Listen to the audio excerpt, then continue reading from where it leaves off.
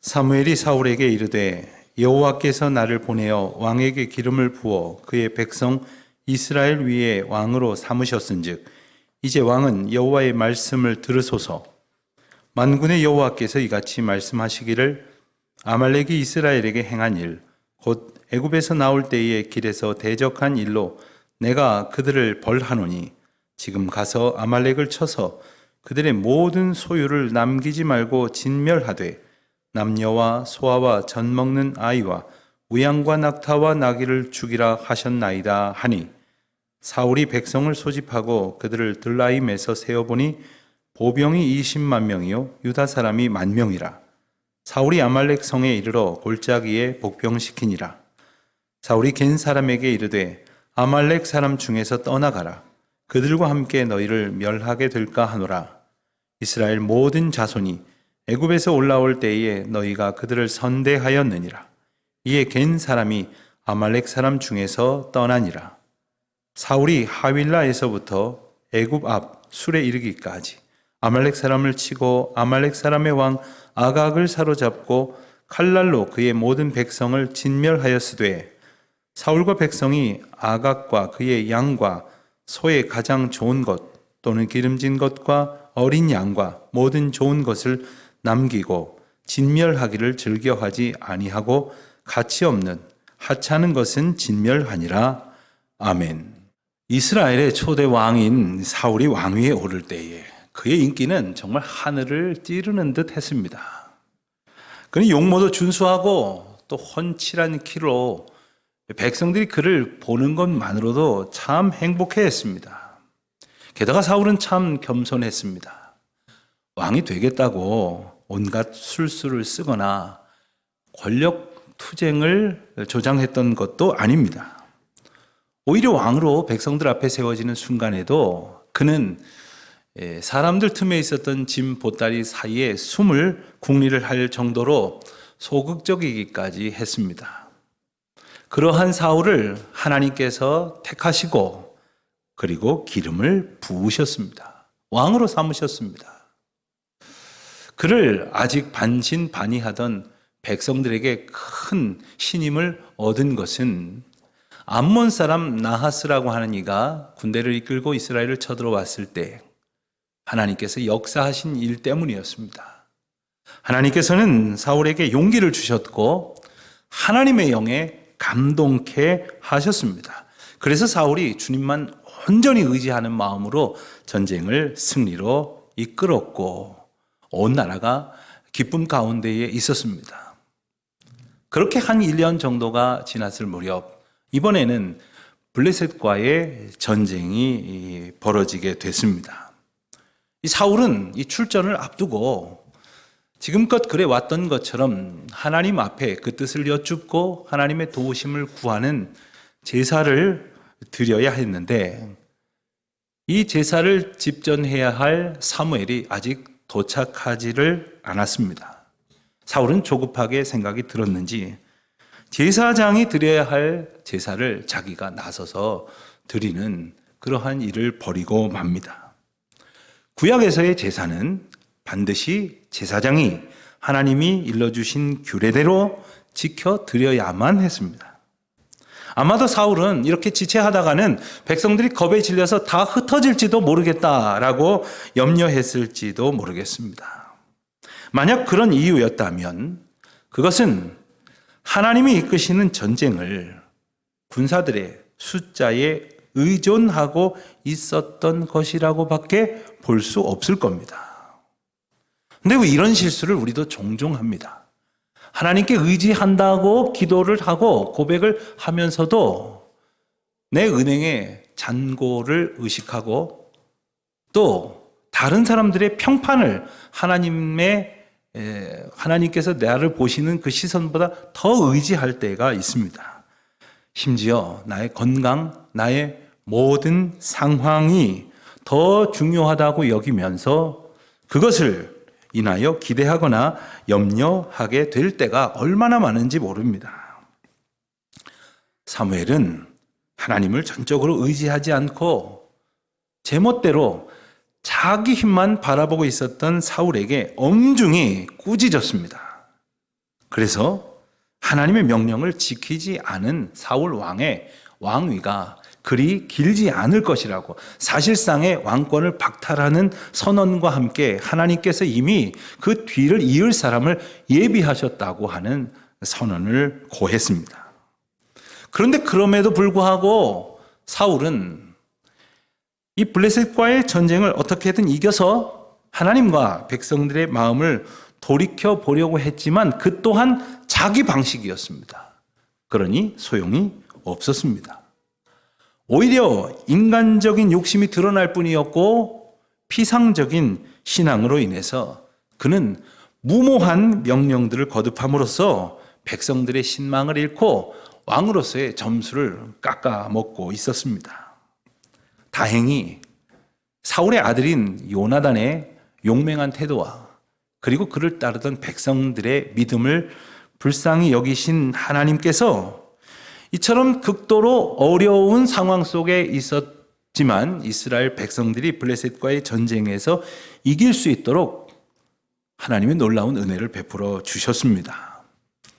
그리고 이제 그 전쟁이 일단락된 뒤에 하나님께서는 사무엘을 통해 오늘 본문에서 다시 한번 사울 왕에게 그의 잘못을 일깨워 주시고 그리고 이미 주셨던 사명을 바르게 감당할 수 있는 새로운 기회를, 시간을 주시는 것입니다.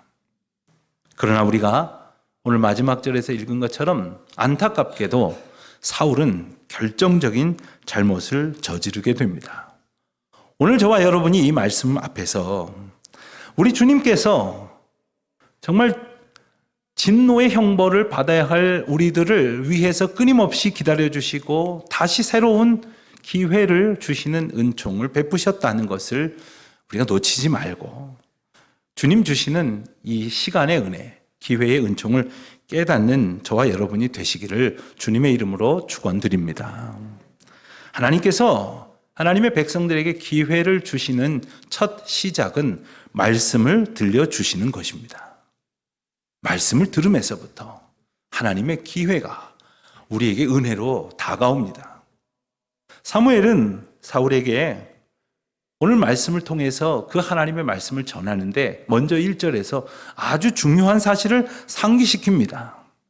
그때 사울은 하나님이 기름을 부어서 백성들 위에 왕으로 삼았다는 사실을 새삼스럽지만 다시 한번 일깨워 줍니다.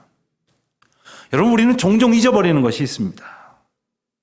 내가 무엇을 하도록 또 어디에 있도록 그리고 어디를 향하도록 부름을 받았는지를 종종 잊어버리는 것이 바로 어리석은 인생들입니다. 그러므로 결코 잊지 말아야 합니다. 사울도 그랬어야 했습니다. 하지만 사울은 망각했고 실수를 거듭했습니다. 그럼에도 불구하고 거듭하여 기회를 주시는 하나님, 늘 하나님의 온전케 하시는 은총을 부어주시는 그 하나님, 그분을 신뢰하시기를 바랍니다.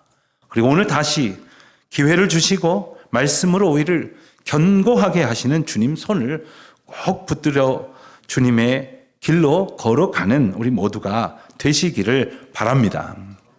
하나님께서 사울을 기름 부어 왕으로 세우셨다는 이야기를 굳이 되뇌이는 것은 이제 사울에게 사무엘이 전하는 그 하나님의 말씀을 엄중한 명령으로 받아들이라 하는 강조였습니다.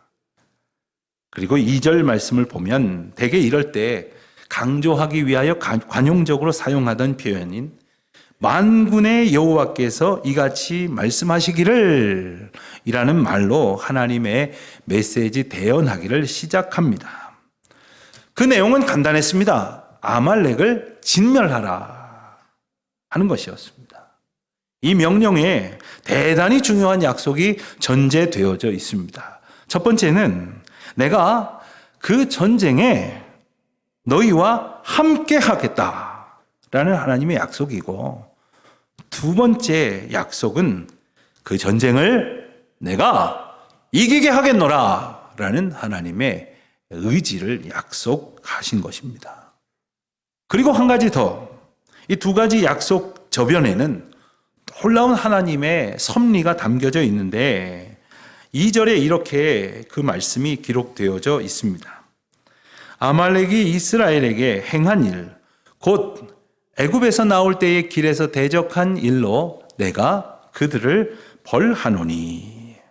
무슨 말일까요? 사무엘에게 맡기신 진멸은 하나님이 아말렉에게 내리시는 벌이라는 말씀이에요. 하나님께서 사울에게 하나님이 내리실 벌을 맡기셨다는 겁니다. 오늘 사는 우리에게도 하나님께서는 하나님의 일을 맡기십니다. 저와 여러분에게도 조금 모양은 달라 보일지 모르지만 또 비단 교회에서 우리에게 주신 일뿐만 아니라 이 세상을 살아가면서 우리에게 맡기신 소중한 하나님의 사명이 있습니다. 우리가 이것을 기억하고 내가 바로 하나님의 사명을 받은 자로 살아간다는 기쁨 가운데에 주님의 명령을 준행해 가시기를 바라는 것입니다. 사실 아말렉을 진멸하라 하는 이 명령은 어떤 분들에게는 대단히 의아하게 들리실지도 모르겠습니다. 아니, 사랑의 하나님께서 어찌 이렇게 잔인한 명령을 내리신다는 말이냐. 전 먹는 아이까지 모두 다 죽이라고 하니, 아니 어린애들이 무슨 죄가 있다는 말인가, 이런 생각이 드실지도 모르겠습니다. 굳이 동물들까지 다 죽일 이유가 뭐가 있느냐고, 그것 잡아다가 잘 써먹으면 되는 것 아니냐고 하는 생각을 하실 수도 있겠습니다. 그러나 우리가 명심해야 될 것이 있습니다. 하나님의 처분은 하나님 나라 법도에 따라서 이루어진다는 사실입니다. 그러나 우리는 종종 하나님의 나라의 질서와 법도를 알지도 못하면서 내 생각에 비추어 이건 맞네, 저건 틀리네 라고 판단을 한다는 것이지요. 여러분, 우리가 학교에서 지키는 법이 있고 회사에서 지키는 규율이 있습니다. 군대에서 지키는 것이 있고 또 이런저런 목적을 가진 단체마다 저마다가 가지고 있는 질서가 있습니다. 하나님 나라에는 하나님의 법도, 하나님의 질서가 있는 것입니다. 가정도 마찬가지이고 교회도 마찬가지입니다.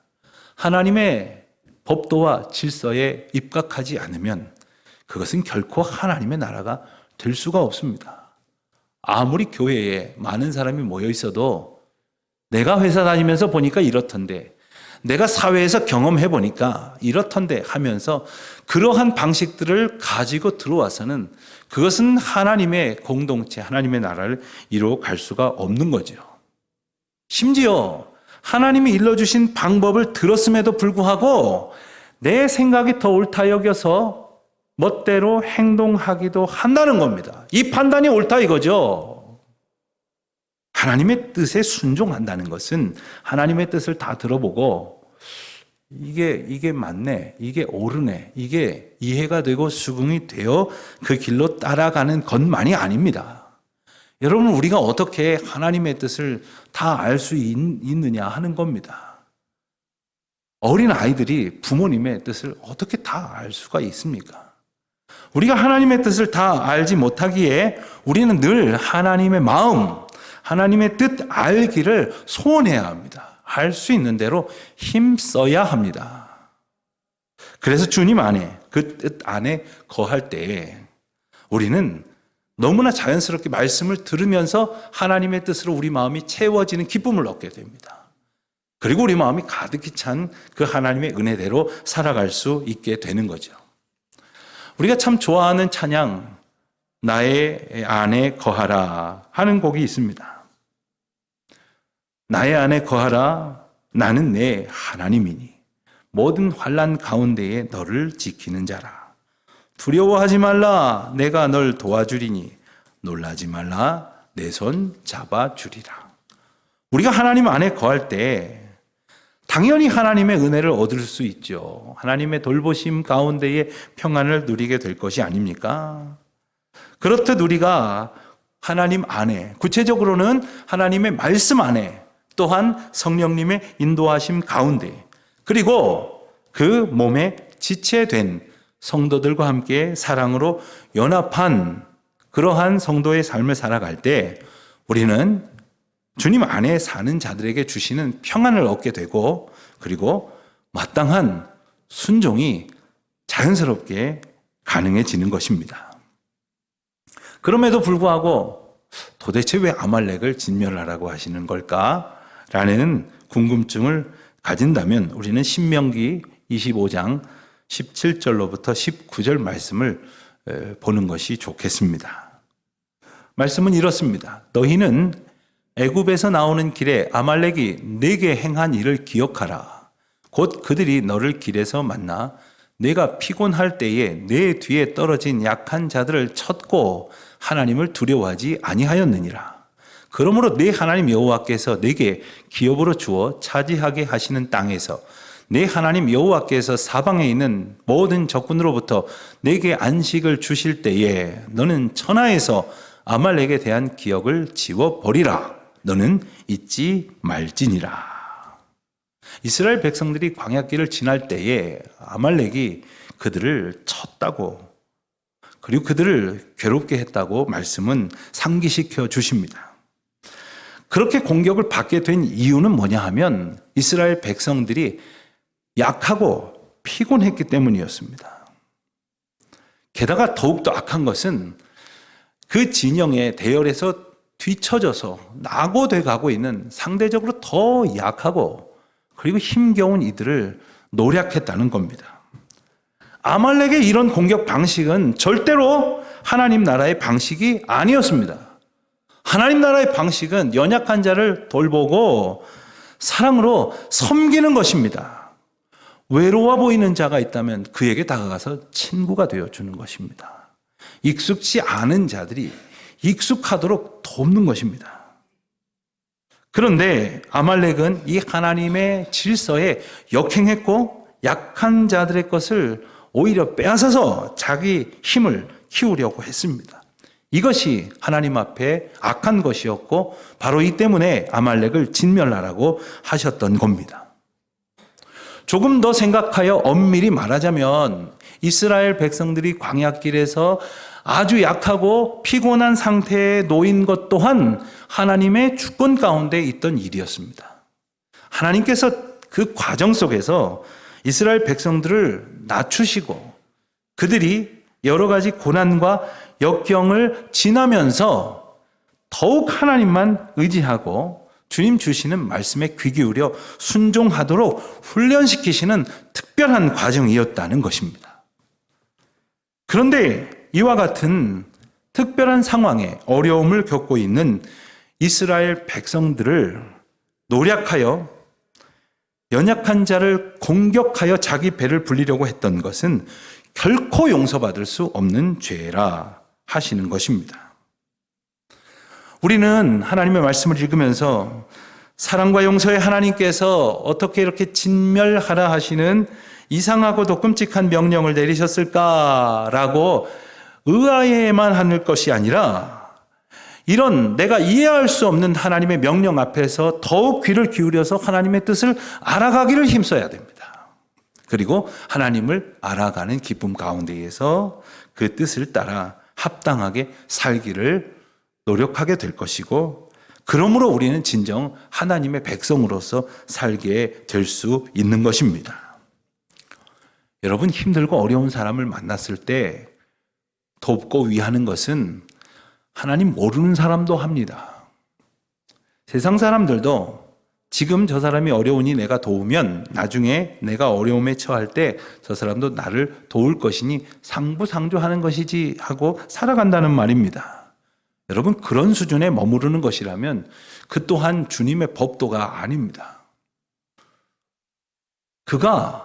내가 그를 도와줬음에도 불구하고 그가 나를 도울 수 없다면 돕지 말아야 될 이유가 아니라 지금 내가 그를 돕는 것이 하나님께서 주신 사랑의 이유이고 혹시 내가 또 언젠간 어려움에 처하게 되면 걱정하지 마십시오. 하나님은 하나님의 방식으로 하나님의 사람들을 움직이셔서 우리를 도우시고 우리를 지키실 것이기 때문입니다. 오히려 갚을 길이 없는 사람을 돕는 것이 진짜 사랑이에요. 그것이 진짜 긍휼입니다. 갚을 것을 기대하고 도우면 그건 대가성이죠. 내가 지금 도우면 나중에 더 많이 받을 것이라고 생각을 한다면 그건 뇌물이죠. 우리는 사랑의 삶을 살도록 부름받은 사람이라는 말이죠.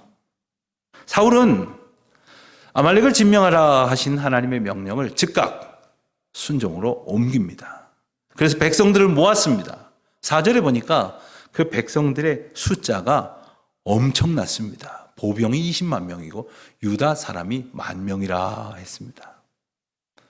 여러분, 이전에 사울이 블레셋과의 전쟁을 앞두고 이제 상비군들을 만들어서 그 곁에 두었을 때 이리저리 싸우고 흩어지고 하다가 주변에 남아있었던 사람이 겨우 600명이었습니다. 이것을 생각하면 갑자기 어디서 이렇게 군사들이 출동했다는 겁니까? 블레셋과의 싸움을 승리케 하시기 위하여 하나님께서 하나님의 방식으로 예비하신 것입니다. 여러분, 하나님을 의지하는 자에게 하나님께서는 승리의 영광을 얻게 하시려고 우리가 보이지 않아서 걱정하고 있을지 모르지만 하나님은 하나님의 때에 하나님의 사람을 준비시키시고 하나님께서 모든 것을 갖추어 예비하실 것인즉 믿음으로 순종하고 그 길을 걸어가는 저와 여러분이 되시기를 바랍니다.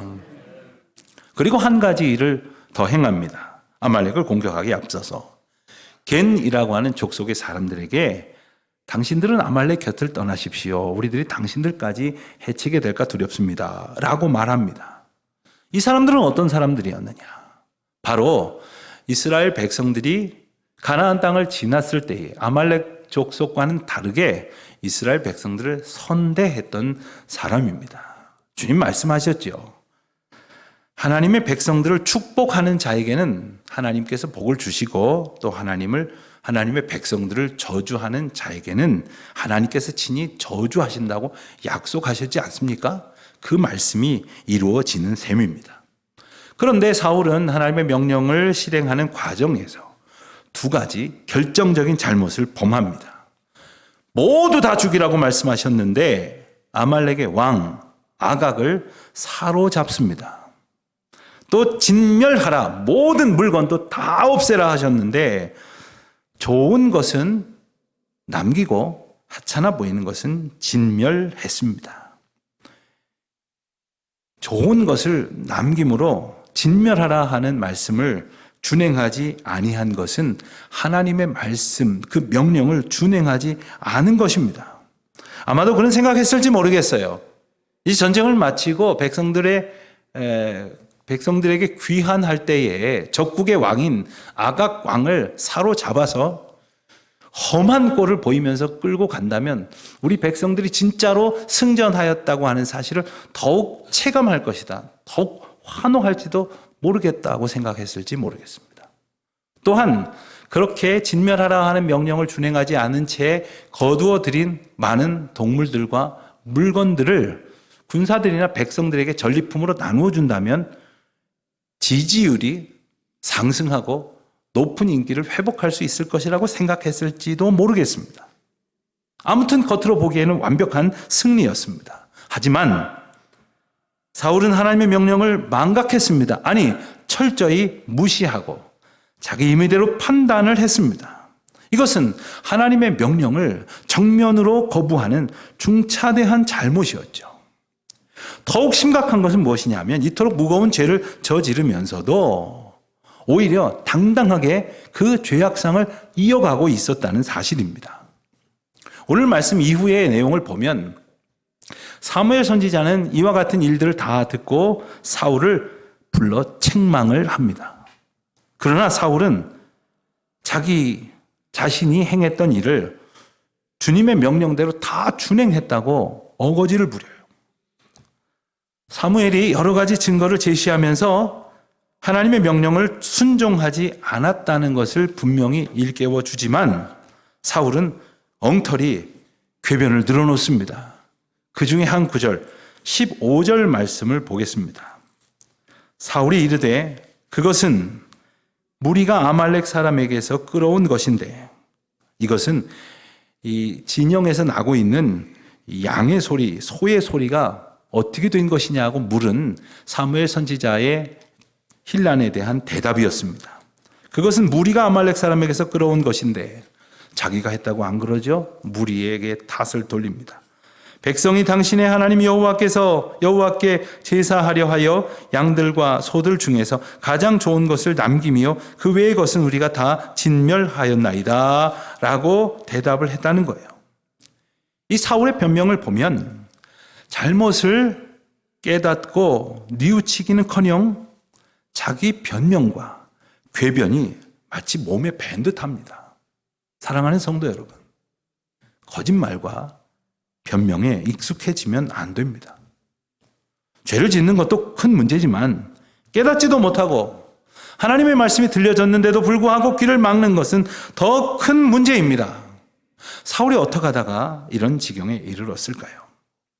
마침내 사무엘은 하나님께서 사울 왕을 버리셨다고 분명히 선언하고 오늘 본문 가운데 가장 유명한 구절인 22절 말씀으로 선포하십니다. 사무엘이 이르되 여호와께서 번제와 다른 제사를 그의 목소리를 청종하는 것을 좋아하심같이 좋아하시겠나이까? 순종이 제사보다 낫고 듣는 것이 수량의 기름보다 낫다고 일러주십니다. 그렇습니다. 우리가 하나님 앞에 조용히 기도하며 그 말씀을 듣고 그 말씀에서 교훈하시는 바 하나님의 뜻을 우리 마음에 새기고 채울 때에 우리는 비로소 제각각 자기 소견에 오른 대로 제 마음대로 살고자 하는 불신앙적인 삶에서 돌이킬 수 있는 능력을 얻는 것입니다. 하나님을 위한다고 말하면서 하나님을 거역했던 사울처럼 오늘 우리가 그런 궤변을 늘어놓으면서 하나님 앞에 범죄하고 있지는 않은가? 말씀이 우리를 깨우십니다. 그리고 그 말씀이 우리를 온전한 길로 움직여 돌이키게 하십니다. 그 능력을 믿고 의지하십시오. 그 능력이 아니고서는 우리의 삶이 하나님께로 온전히 돌이켜질 수가 없는 겁니다. 내 뜻대로, 내 소견에 옳은 대로 사는 것이 아니라 주님 뜻대로 살아가게 하시는 놀라운 은총의 기회를 주시는 주님을 기억하며 매일 매 순간 그 같은 걸음을 걷는 기쁨으로 충만하시기를 주님의 이름으로 축원드립니다.